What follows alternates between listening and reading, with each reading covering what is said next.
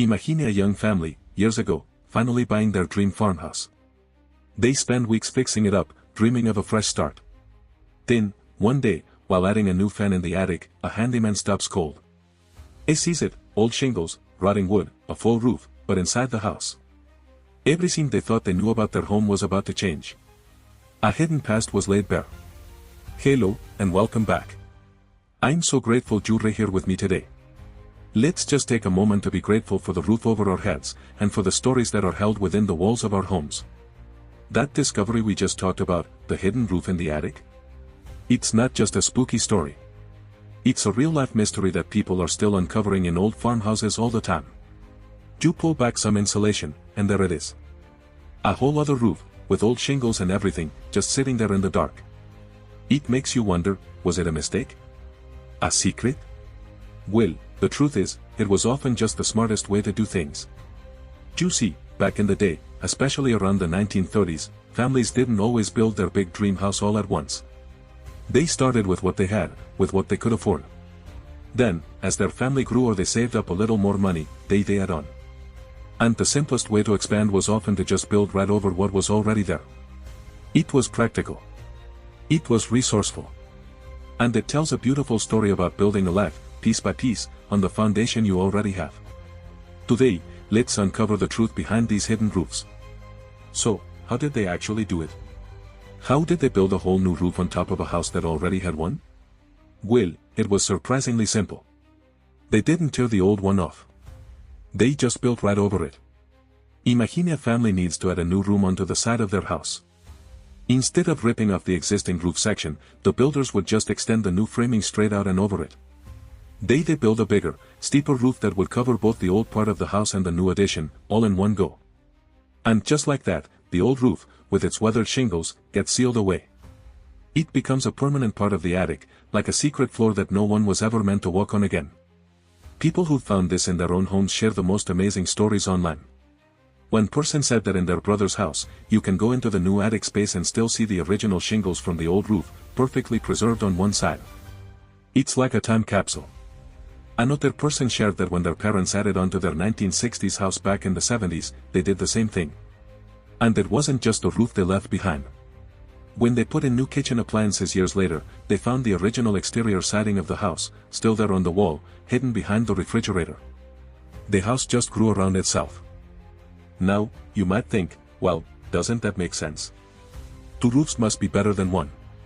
It's almost like having an extra layer of protection if the new roof ever starts to leak. A little backup plan built right in. And maybe that's true in some ways. But it also creates some real headaches down the road. The person who first shared their discovery online found this out the hard way. They were just trying to install a simple vent duct for a new bathroom fan. But what should have been a straightforward job turned into a puzzle. They had to figure out how to get the duct through their ceiling, across a weird empty space, through the old roof, and then finally out through the new one. It's a complication that the original builders probably never even thought about. It shows us that every choice we make, every shortcut we take, leaves a story behind for someone else to uncover. It's a beautiful, and sometimes complicated, inheritance.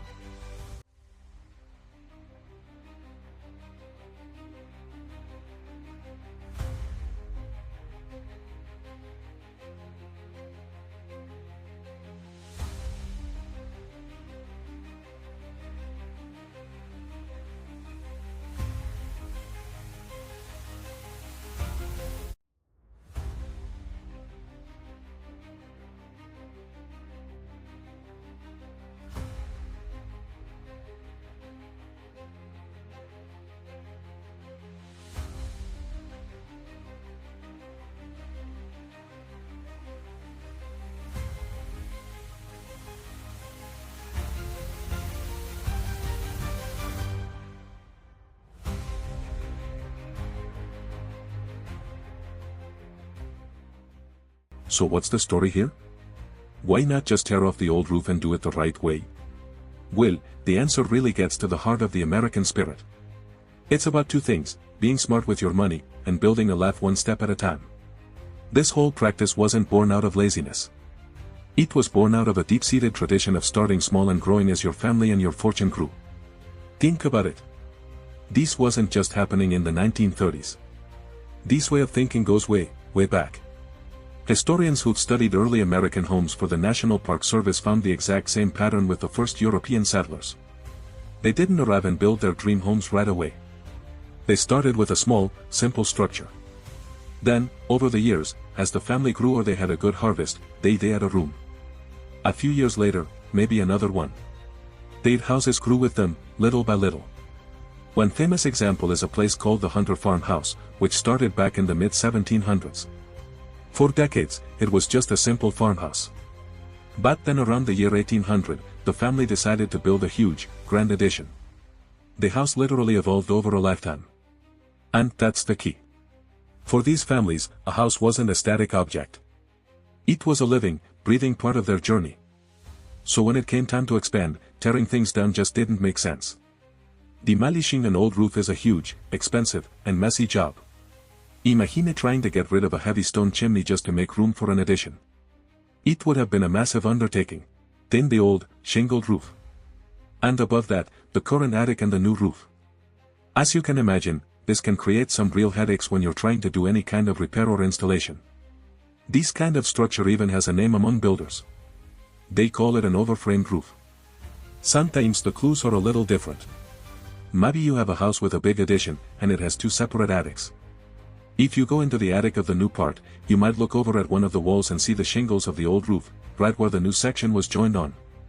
In one case, someone found an entire exterior wall of their original house, complete with old siding, hidden behind their washer and dryer. The family had built a new room around it back in the 1960s and just left the old wall in place. Finding something like this is an incredible moment. It's a direct connection to the people who lived in your home a century ago. But it also brings up some really important questions.